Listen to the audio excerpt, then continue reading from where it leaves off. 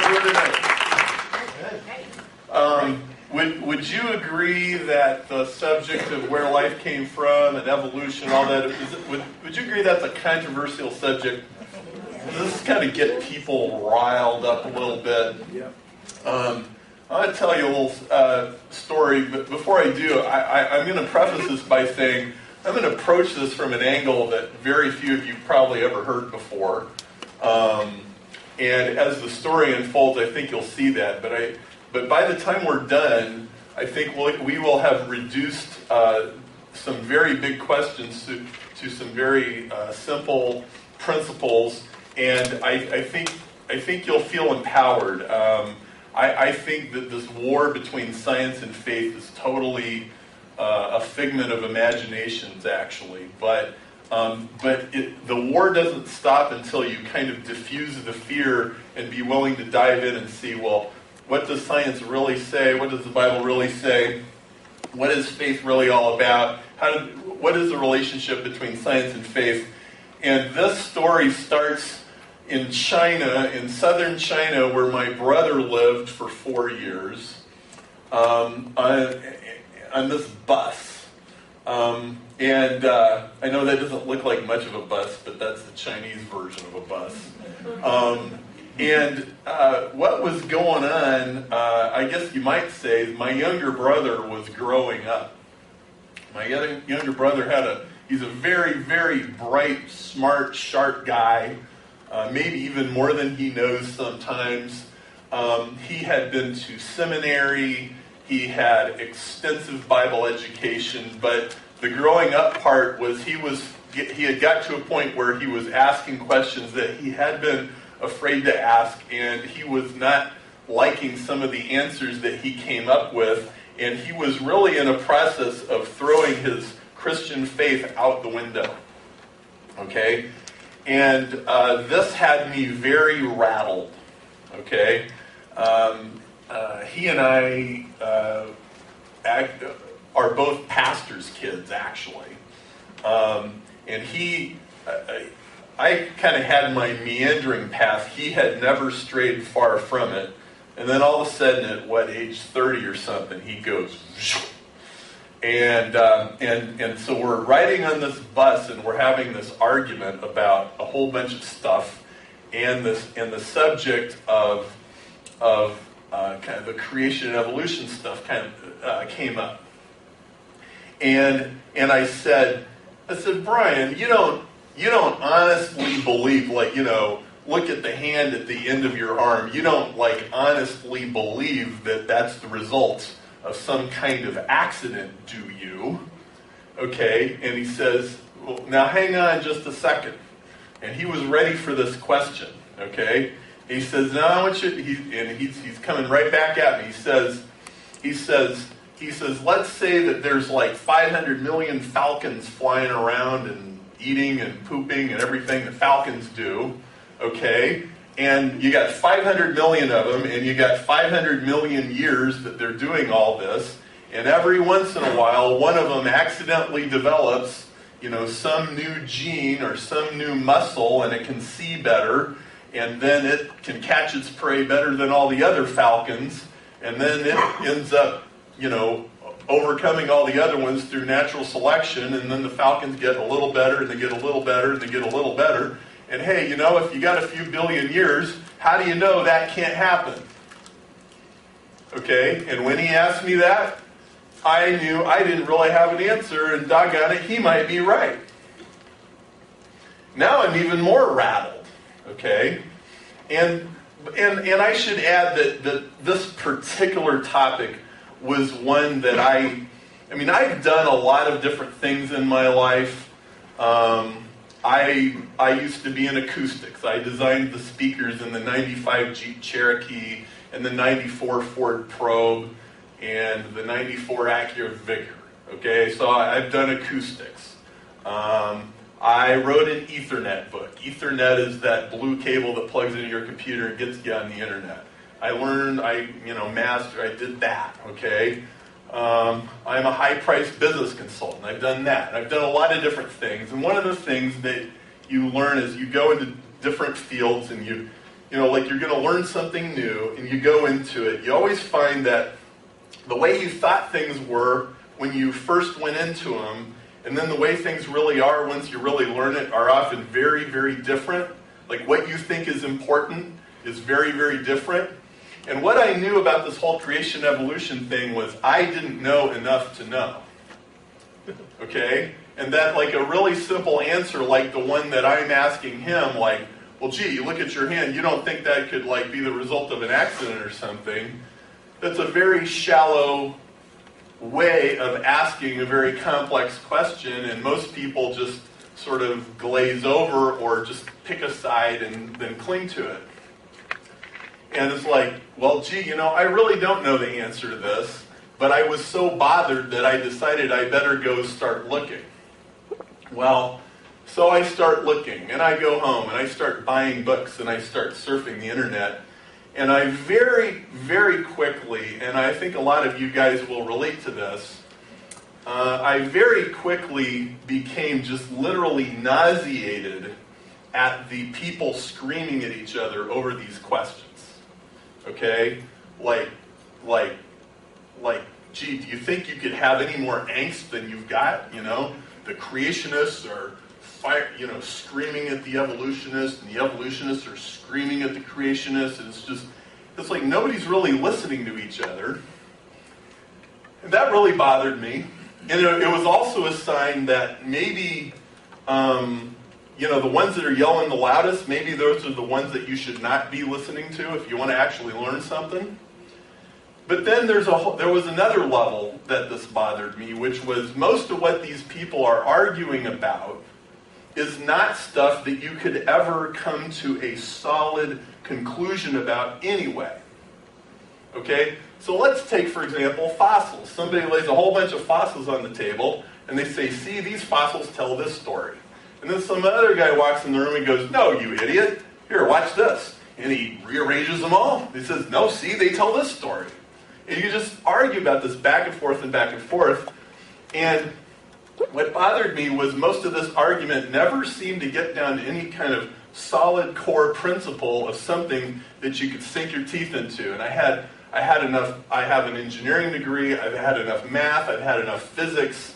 Like, there ought to be a better way to get to the bottom of these questions than all this political stuff that you read in the newspaper.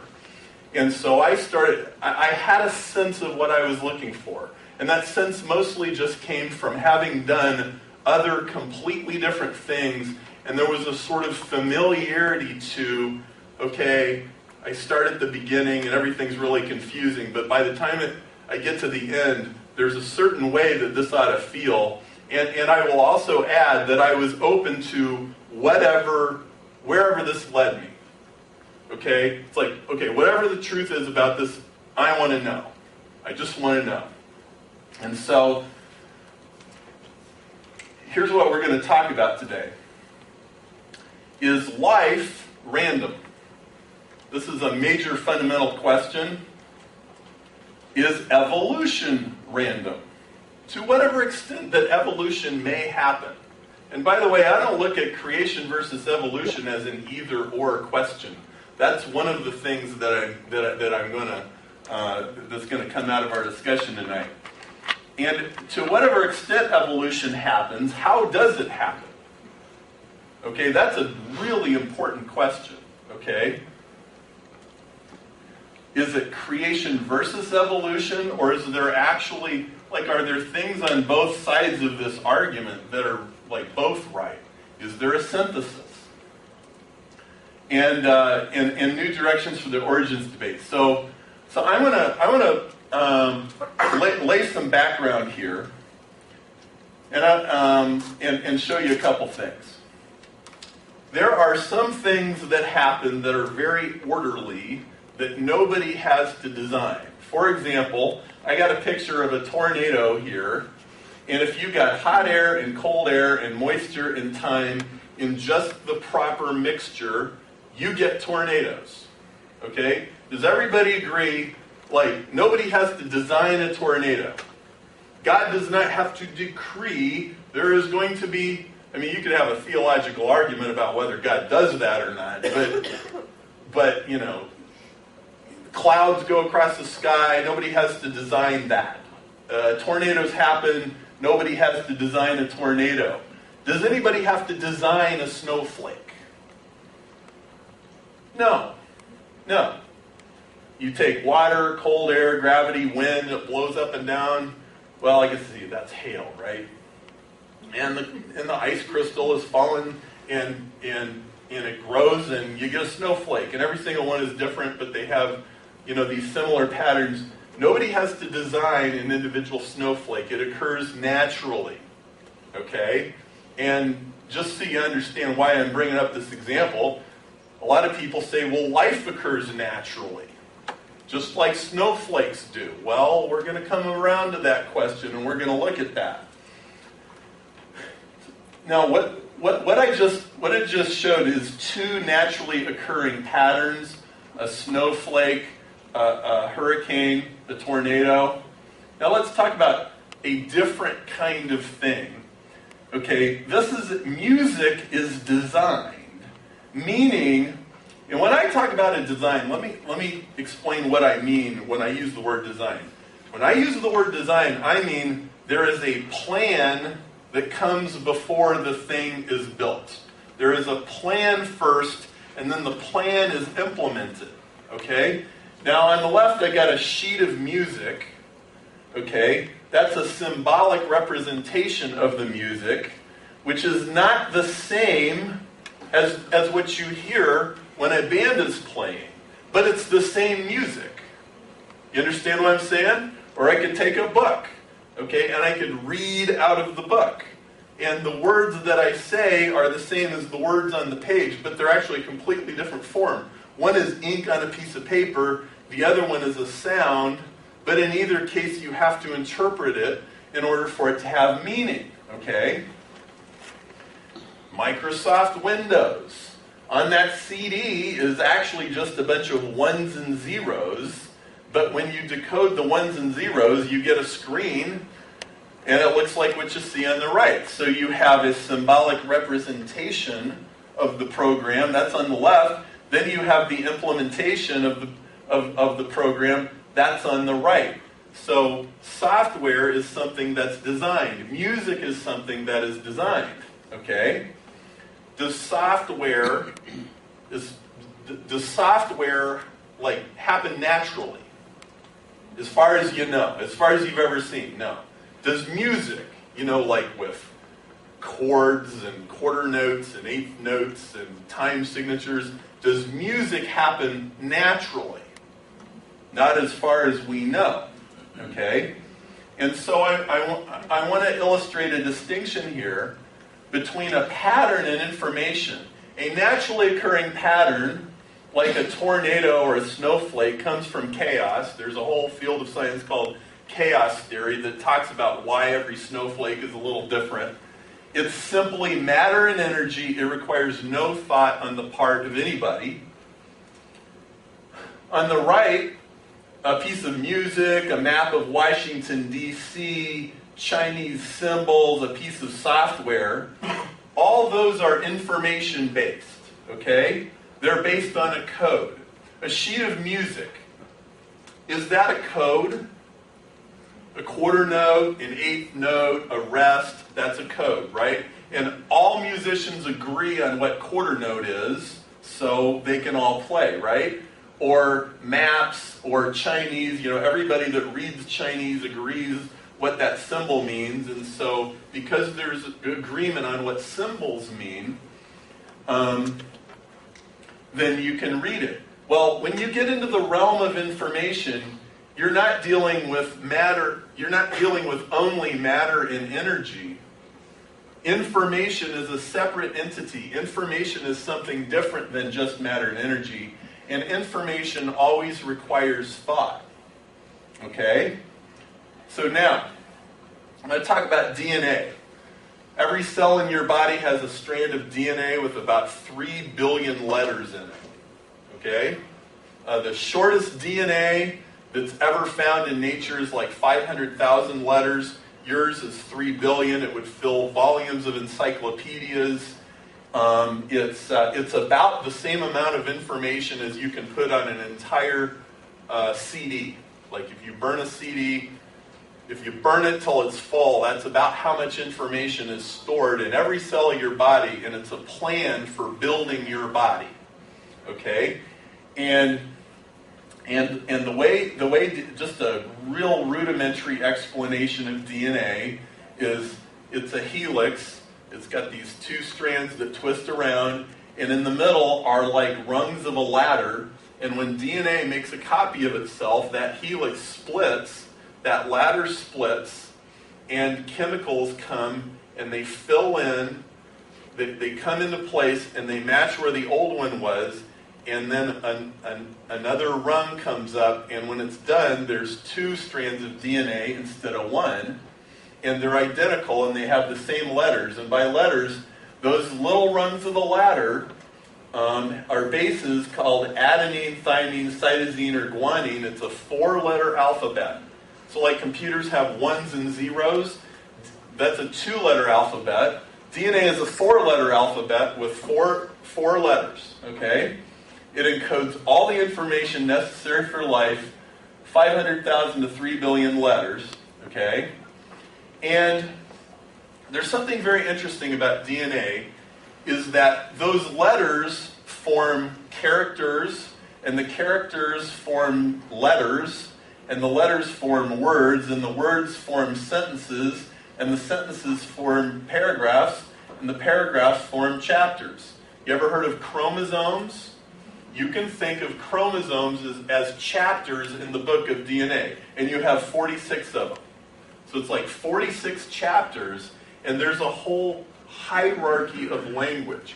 Just like English has all those things on the right, all the things on the left, nucleotide, codon, gene, operon, regulon, chromosome, those are hierarchies of DNA information.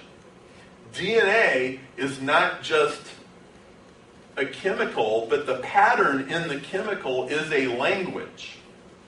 Okay? It has all the same characteristics as a computer language, or kind of like music, or any number of human languages. You can, if you went and you studied books on linguistics, most books, many books on linguistics at least mention that DNA has a semantical structure that's rather similar to human language. Okay? So here's the question. Is DNA a pattern like snowflakes and hurricanes, or is it a language? Well, DNA is a code. And that's a really important, the idea of a code, that there is a symbolic relationship, that when those letters are strung together, they form instructions. And the instructions tell a cell how to build a leg, a claw, an arm, a wing, an eye, just like your watch might have instructions to beep at you at 7:30 in the morning. It has instructions in the exact same sense as a computer language. Okay? A DNA molecule symbolically represents something other than yourself. Somebody could scrape a little cell of skin and put it under a microscope, and if they were smart enough and they had enough data, they could go, oh, that's you. Now, that strand of DNA is not you, but it is a representation of you, right? So, is DNA more like a stalactite, a tornado, a snowflake? Or is it more like music, maps, computer programs, and Chinese? It's like the latter. It is not like the former. So where do codes come from? Patterns like snowflakes and hurricanes, they occur naturally. We know that. Nobody has to design a snowflake. But, and this is kind of gets to the whole point of my presentation, random processes, accidents, weather, they don't create codes. A code is symbolic, right? If we agree that a quarter note is, is supposed to last this long, then we all agree on that. That is something that we have made a decision to agree on, right? Okay? And then somebody could go write a computer program that reads the notes, and the computer could go through a very mechanical process of reading the notes, but somebody would have had to program it first to do what it does. Okay? No one has ever discovered a code that was not ultimately designed by somebody. Ever. And you can take that to the bank. Nobody has ever discovered a code that wasn't designed. Nobody has ever discovered a symbolic relationship that wasn't designed. Because in nature, I got a rock. Go pick up a rock. Does this rock contain any symbols? No. It's a rock. That's all that it is. Nothing in the purely physical world creates plans, instructions, or codes or symbols. Okay? So, here's a way to think of it. Let's say that we go far from Earth. We go to some other solar system. Or we go to some planet very far from Earth, okay? You will not find any codes anywhere. Unless some form of life exists there that we don't know about, there's no codes, there's no symbols. If there's rocks, there's rocks. If there's molecules, there's molecules. If there's asteroids, there are asteroids. But there's no symbolic representation of anything. Because to have a symbolic representation, you have to have a mental process. Somebody has to make a decision. They have to make a choice. Can you derive quarter notes from the laws of physics? Could you open a physics book and say, here, show me where quarter notes come from? No. Quarter notes are something that people agreed on. It's a convention. You can't derive the English language, A, B, C, D, E, F, G. You can't get that from the laws of physics. Laws of physics says, hey, you throw a rock up in the air and gravity pulls it back down. It doesn't explain where letters and symbols and ideas come from. That there's this infinite chasm between the physical world and the world of ideas, and DNA contains ideas. It clearly does. Go look it up in the dictionary. It's a code. This guy here in the picture, his name is Norbert Wiener. He was a mathematician at MIT. His heyday was in the 50s and 60s.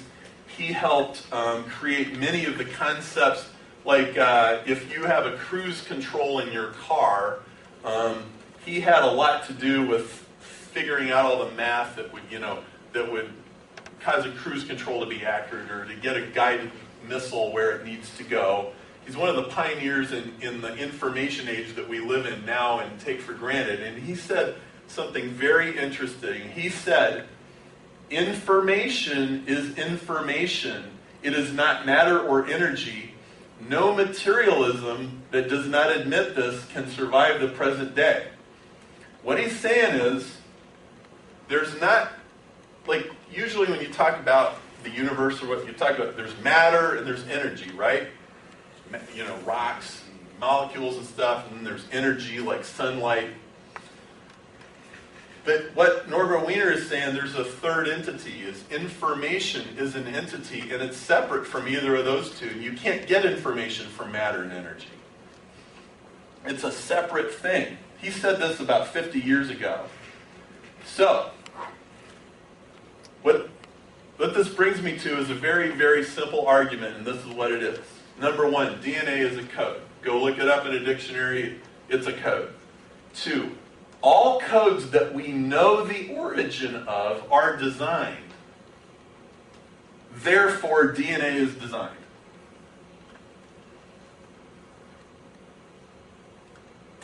Therefore, God exists. Okay? Now, I have debated this on the largest atheist website in the world for 2 years, and they are as mad as hornets. You go look it up. You go to cosmicfingerprints.com/infidels. Infidels is the biggest atheist website in the world. It's 15,000 pages of rage and vitriol. And you could go read the whole entire thing. It's like probably got 1,000 posts on this discussion board by now. But it's all there. If you want to go read it, it's all there. Let me back up. I kind of skipped a step. There's actually, DNA is a code. All codes that we know the origin of are designed. Therefore, what? Well, there's actually 5 different answers. Where did DNA come from? Well, one answer is, well, DNA was designed by humans. Okay, now wait a minute. Is there like a problem with that? Like, okay, what? Did somebody go back in time or does anybody like think that that's an acceptable answer to the riddle? I doubt it. DNA was designed by aliens. Okay, now you know what? That is actually a perfectly legitimate answer. It's perfectly logical. It's perfectly possible as far as I'm concerned. Does it solve any problems? Because then the next question is what? Where did the aliens come from? It doesn't answer anything.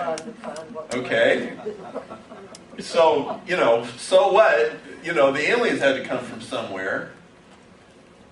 Okay, number 3. This is the most common one you hear. It was a product of chance. Okay, now, that is a legitimate answer, except there's a huge problem with this answer. If Isaac Newton had said, okay, the apple falls out of the tree, and he goes, why did the apple fall out of the tree? Okay, what was the answer he came up with? Gravity, right? A force pulled it down. What if he'd said, well, it just fell by chance? What kind of answer is that? It's a non-answer. Okay, it's not systematic, it's not repeatable, it doesn't refer to anything that you could investigate further, it doesn't lend itself to any kind of experiment.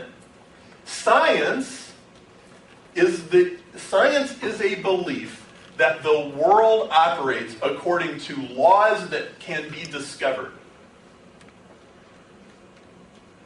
Okay, why do the asteroids stay where they're supposed to stay instead of flying off somewhere? There's a reason.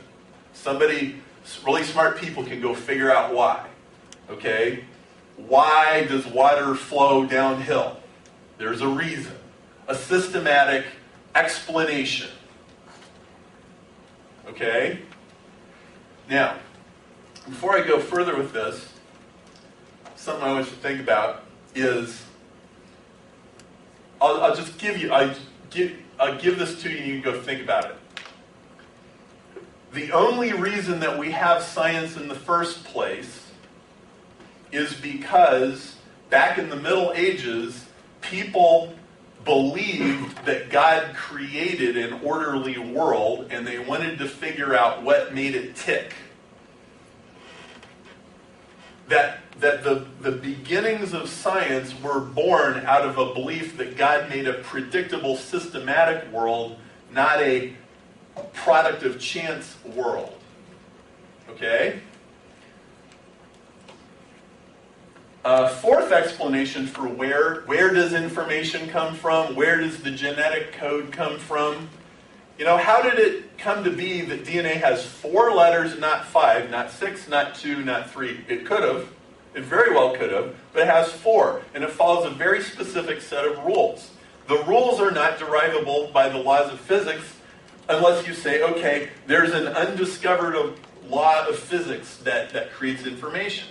Well, if you go to that answer, you can't go any further until you discover a naturally occurring code. And when somebody discovers a code that nobody designed, then they can investigate what's this law of physics. But since nobody's ever seen a code that wasn't designed, number 4 gets you nowhere. And the only thing left is number 5. It was designed. Okay, now why is 5 a helpful answer? Because if you assume it's designed, then you can also assume that if there's something you don't understand, there must be a good reason for it anyway. Okay, like your blood cells, they're curved this way on top and they're curved inward on the bottom, right? Some of you guys know that. Now who knows why blood cells have that curvature? Somebody can tell me why? There's a pretty simple answer. It's so they don't get stuck when they're like going through an artery. They'll bend and they'll go through a really tiny capillary. Now there might be other reasons, but whenever you encounter something in science and you want to ask a why question, it only helps you to ask the why question if you can somehow assume, which is always a leap of faith, by the way, that there's an answer, that there's a reason. Okay? I would contend that number 5 is by far the best of these choices because it gives you reasons to ask more questions. So this is the atheist riddle. Show me a message that does not come from a mind. That's the riddle. Show me a message that doesn't come from a mind. So simple, any child can understand. So complex, no atheist can solve. Now, this is part 2 of my presentation. I have just established, through a logical argument, that the best available explanation for the origin of life is that it was designed. Okay? Now I want to talk about this whole creation-evolution question. And I'm going to move really fast, and we'll be done hopefully about 20 minutes, and then we can have Q&A. We can talk as long as you guys want to talk. But a Christian and an atheist go to the zoo. Now, what could be more entertaining than that?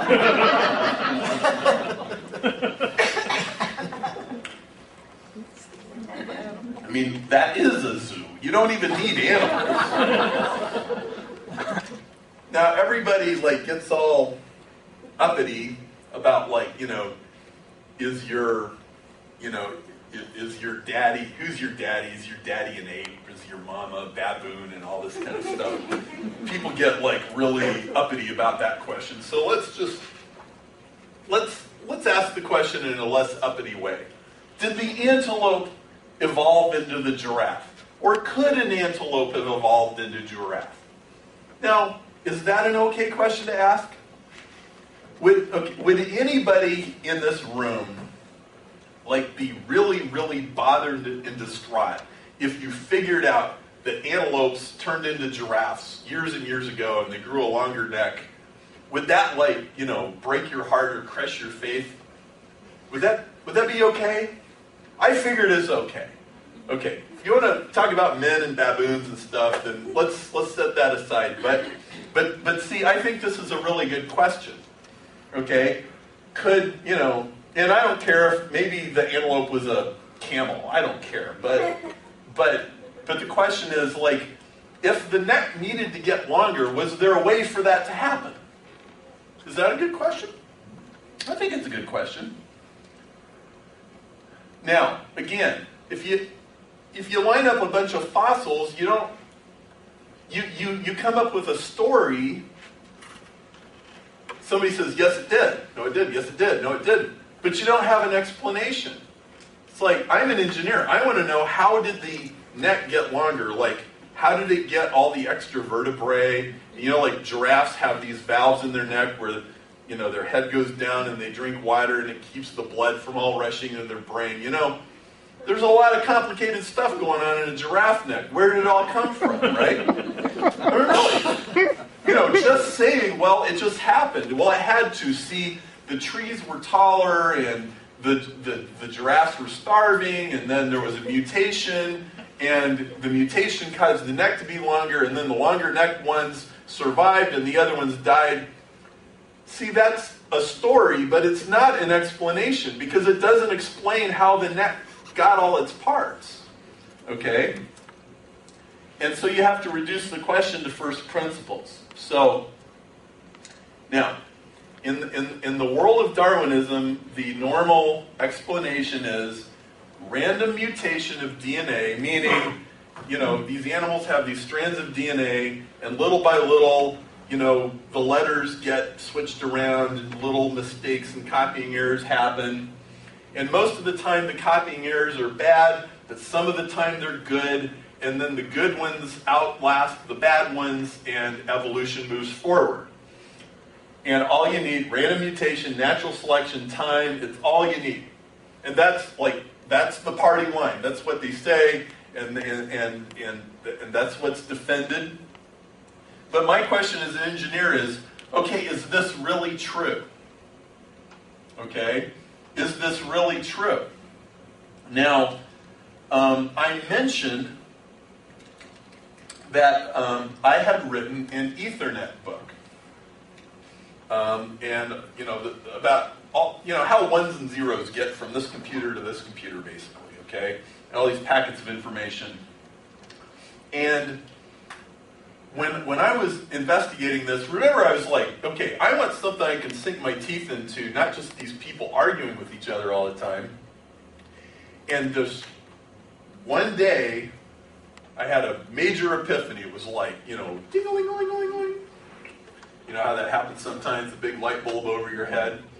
I discovered that all of the communication theory, all of the math, all of the conceptual ideas that are used in computer networking also apply to the information in DNA. Okay? Everything that has to do with how your email gets, from here to your friend in South Africa, everything that has to do with that also relates to how DNA is decoded and copied, because it's the same process. It's a process of copying and encoding and decoding information. Opening your email, turning a strand of DNA into a new cell. On a mathematical level, it's the same thing. It's the same. Okay? This is rigorous. This is something you can sink your teeth into. And so here's what I found. And now I want to go to a business example, and this will make sense when I get done explaining it. Another book that I wrote is a book on Google advertising. That is the consulting that I do.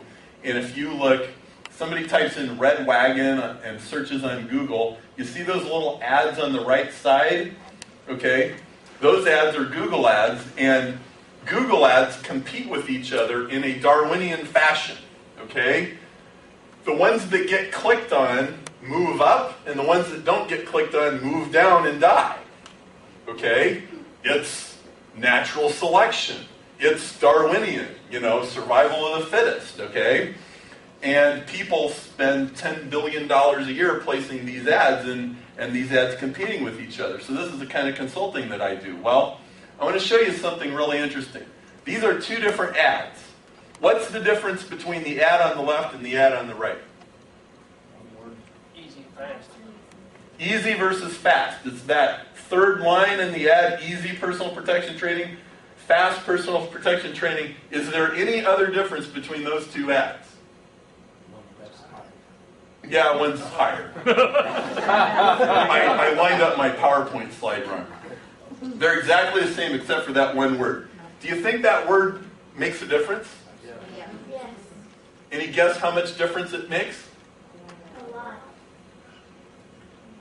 One gets 0.8%, the other one gets 1.3%. The one on the right is actually about 50% better than the one on the left. Because it's fast. Well, it's because people who type that word, people who go looking for this happen to like fast better than easy. Okay? And you could never usually guess what people really want until you try it. Okay? But as you can see, this little blob of text makes a huge difference of one word. Okay? And so the one on the right, over time, will get 50% more clicks for the same amount of money. The advertiser actually gets to spend less money on every click. Well, I want to show you something. I hired a programmer, and I had him write this random mutation generator, and what it would do is it would randomly change the letters. It would do what the Darwinian version of evolution says is the process that makes DNA evolve. And if you go to randommutation.com, you can play with it. It's online. It's 24/7. If you wake up at night, you can't sleep. You go to this website and you can enter things. And what happens? So you put text in this and you mutate it. So you start out with something that looks like this, and then you do one mutation. Do you see the mutation? Yeah. Easy protection. The I turned into a 0. And then after 5 mutations, there's more stuff that gets screwed up. Okay? After 10 more mutation, there's more stuff that gets screwed up. Okay? Now, if you follow exactly what Darwinian evolution is claimed to do, the claim that is being made is, if we made millions of these ads and we had little text errors sprinkled in these ads, eventually we get a better ad. Okay? That is, I am not mischaracterizing this at all. That is what is being said. What is being said is that copying errors in DNA, most of the time are bad, but some of the time are good. Now, what I would encourage you to do is try it for yourself. Go to randommutation.com and take any kind of text that you can come up with and see if you can ever make it significantly better. Now, maybe you could make it a little bit better. Like, if there was one letter that was off, you could accidentally substitute the wrong letter for the right letter and just get lucky and make it right. But what you will find is you can never get it to say something substantially different, because you cannot rewrite a sentence one letter at a time. Let me repeat that. You cannot rewrite a sentence, much less a paragraph, a page, or a set of encyclopedias, one letter at a time. Why? Because language is so specific. It has words and paragraphs and grammar and syntax, and you always have to follow the rules of the code. And believe me, there's a lot more complicated rules in DNA than just that it has 4 letters. Right? Just like in English. 26 letters doesn't mean you can just have a random mutation generator write you a Shakespeare book. It can't be done. And so what happens, by the time this ad has 50 mutations, you can't even read it anymore. Okay? And one of the things that I discovered in communication theory, in the world of communications, if we're sending ones and zeros across the internet, noise and mutation is the same thing. You want to see random mutation? Turn your TV to channel 69 with no antenna, or some channel with no station. That's what it looks like. Okay, and so as a communication engineer, I would frame the question: how much of that do you add to a signal to make it better? None. Noise is always bad. Noise always destroys a signal. Noise always destroys information. Like, if let's say that you record a TV show from a TV station that's 50 miles away and it's all snowy, you can kind of see it, but the signal's really loud. Take that videotape. You can't take the noise out once it's in. It's an irreversible process. And in the mathematics of this is called information entropy. And entropy is a term from thermodynamics. You know how you toast your toast and it's hot and you put it on the counter and it gets cold? Does it always get cold? Does it ever get warmer? No. Adding noise to a signal is just like that. Adding noise to a signal does not make the signal better any more often than your toast gets hotter when you take it out of the toaster, for pretty much the exact same reasons. There is no possible way. I am saying this as a communication engineer, somebody who wrote an Ethernet book, somebody who did control systems, all kinds of stuff as an engineer. There is no way that random mutation is how an antelope turns into a giraffe. And I am not saying an antelope did not evolve into a giraffe. It very well may have happened, but it did not happen randomly or by accident. Absolutely, positively, did not, could not. And it doesn't matter how many chances they have to reproduce, you don't get a better one because you had enough time. Now there's another version of this. Years ago, back in the 20s and 30s, there was a guy named Goldschmidt. And he said, hey, if mutations cause evolution, let's have more mutations.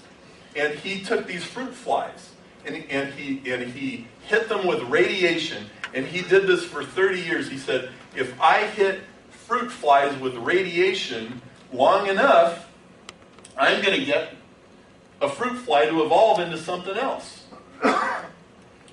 He did this for decades, starting in 1906. He got no new species at all. He did this for 30 years. Missing organs, deterioration, sterility, reduced wings, legs, feet growing out of mouth, all kinds of bizarre things. Not a single improved fruit fly after 30 years. Now this is exactly what a communication engineer would tell you to expect. Okay? Hey, I got this U2 CD, and we're going to make billions of copies of it, and every single copy is going to have a little bit of an error in it, and once in a while it's going to improve the album, and we're going to evolve, from the Joshua Tree to, some other album. Does it happen that way? Absolutely not. Absolutely not. Random mutation plus natural selection plus time equals extinction. Okay? Now, I want to talk about how we use the word evolution because it's an everyday household word, and we use this word a lot when we're not talking about biology or animals at all. When we use the word evolution and we're talking about technology, knowledge, social progress, we are always referring to an intelligent activity. Like the evolution from the iPod to the iPhone. Amen. Right? Okay? We have a belief. It didn't happen randomly. It happened as a result of deliberate choice. Okay? The only time that the word evolution means a random, purposeless process is in biology, which is somebody trying to sell you on an idea that runs contrary to experience. Evolution is really chaos resolved by intent. It requires a mind. Okay, and here's my point. Remember at the beginning of this presentation I said I was going to take this in a different direction than it's normally taken. If evolution happened, it was designed to happen. Okay? And I'm going to explain this a little more. This gal, her name is Barbara McClintock. She won the Nobel Prize in 1983 for what I'm about to describe to you. Okay?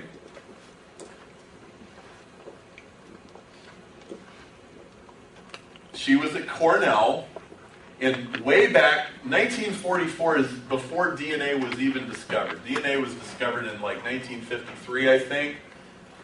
They didn't totally understand DNA, but they did understand something about chromosomes. And Barbara McClintock did very meticulous research on corn maze, and here's what she would do. See, with these ears of corn, you can see the different colors of the corn, of every individual piece of corn. She could look at the patterns in the corn and she could discern what was going on with the chromosomes, and what she would do is she would breed corn, but she would damage the chromosomes.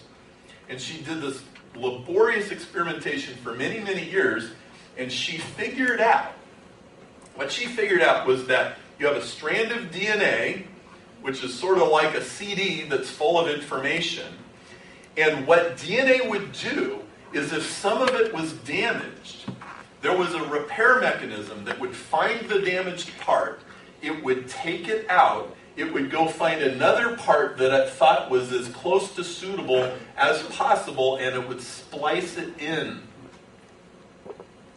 Sort of like if you had a book and there was holes in the pages and there was missing words and stuff, that you could make an educated guess of what was supposed to be there, and if the damage wasn't too bad, a person who read it might not know that that it had been damaged.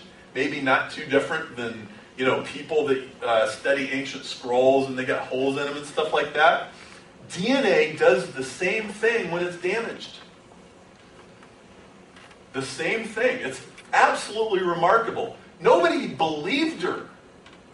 They're like, you're crazy. 1944, when was the Nobel Prize? 1983. It literally took her 30 plus years to sell her colleagues on the idea that DNA was that smart. The chromosomes of patterns appear in the corn. The damaged chromosomes repair themselves. And this was called transposition. DNA would splice itself and repair itself. Now, I want to show you something else. This is a Barbara McClintock stamp. National Medal of Science, MacArthur Foundation, Wolf Prize in Medicine, National Women's Hall of Fame, Nobel Prize for Physiology and Medicine. She was way ahead of her time. Okay? Now, what she really discovered was that DNA is intelligent. It's like a computer program that knows how to repair itself. Now, I want to take it a step further. This guy, James Shapiro, he's current. He's still writing books and publishing papers. He's a very active guy. Now here's what he discovered. He took McClintock's work and carried it forward. And what he discovered was that there was something else that DNA would do in addition to what Barbara McClintock discovered. He discovered that he would take protozoas, which is a tiny cell, and he would put them under extreme stress. Like not enough sugar, not enough water, not enough whatever, some kind of severe environmental stress.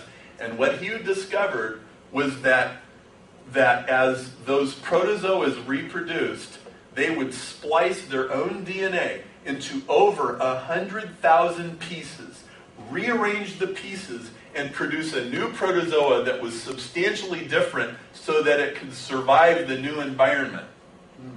And this is why germs resist antibiotics. It's because they're reprogramming themselves. Okay, it doesn't happen by accident. Okay? Somewhere in there is a mechanism that goes, we can't fight this, let's rearrange the design. Take this piece, move it over here. This piece, move it over here. This piece, move it over here. And so we're going to make one copy of us that's like this, and we're going to make another that's like this, and we're going to another version that's like this, and another version that's like this. Is this getting more and more remarkable the further it goes? This is so far from random mutation, it's the opposite direction. Random mutation would just destroy it. Okay? This is a program that evolves itself. So let me ask you a question. Most of us have been using Windows for a long time. There was Windows 95, and first there was DOS, right? There was DOS, and then there was Windows 95, and there was Windows 98. There was Windows ME, and there was XP, and there was 2000, and there's Vista, right? Now, it took like 40,000 engineers or something to make all these new versions of Windows, right? What if the original DOS program was so sophisticated that it just rewrote itself for the last 20 years and nobody had to program it and it just kept getting better and better? We wouldn't have Vista. We wouldn't have Vista. I mean, what if it could do that? Would you look at the original? Would the original engineer who designed this be considered smarter than all the other 40,000 guys put together? Absolutely. So here's what I'm saying. You can look at all the fossils and all this kind of stuff, and people argue about this stuff. Creation versus evolution and everything. Okay, fine. But wait. It's not a random evolution is not a random process. It's an engineered process. Okay? Can the protozoa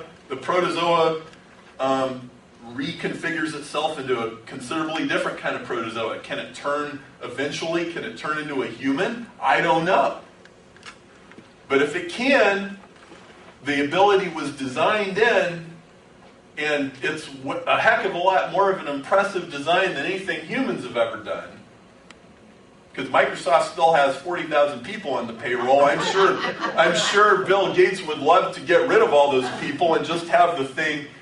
What if it could rewrite itself and the next version of Windows could just, happen all by itself? What if you didn't need antivirus software, the thing that would just automatically adapt and go, oh, we got a new virus here, so that could be a whole conversation about how your immune system works, because that's what it does.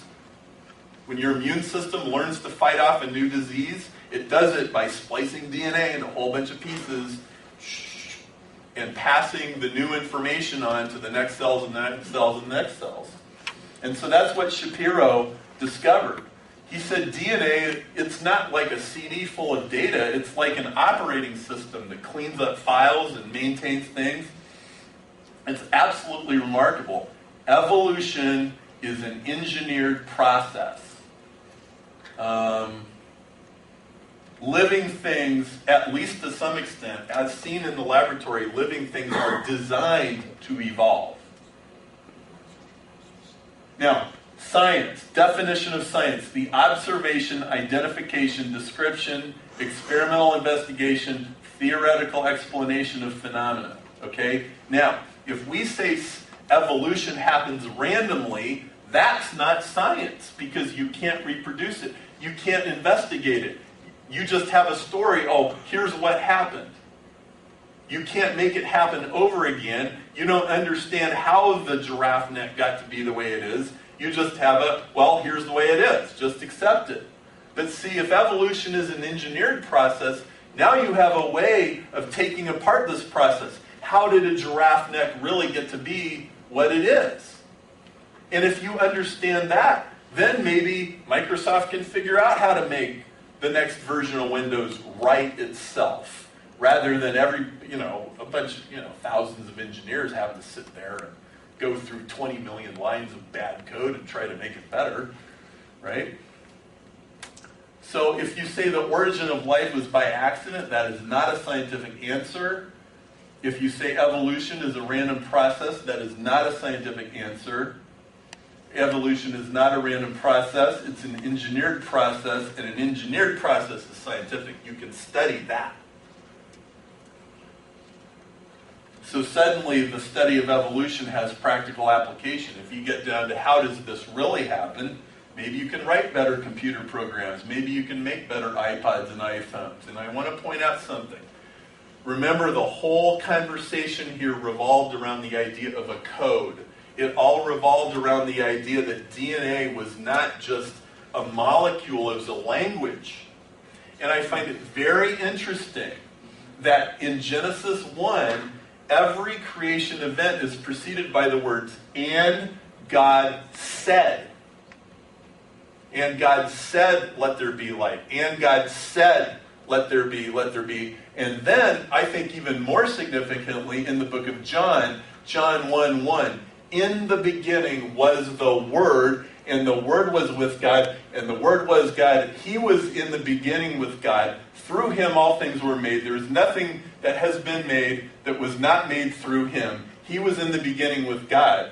That God and the Trinity, that Jesus as the expression of the Trinity is language. That language is the basis of all creative acts. That for a new baby to be born, for a new cell to divide, it's a process of communication. That communication and language is the metaphor that unlocks the mystery of life. And that is what I have for you today. I am done. We can take questions after this.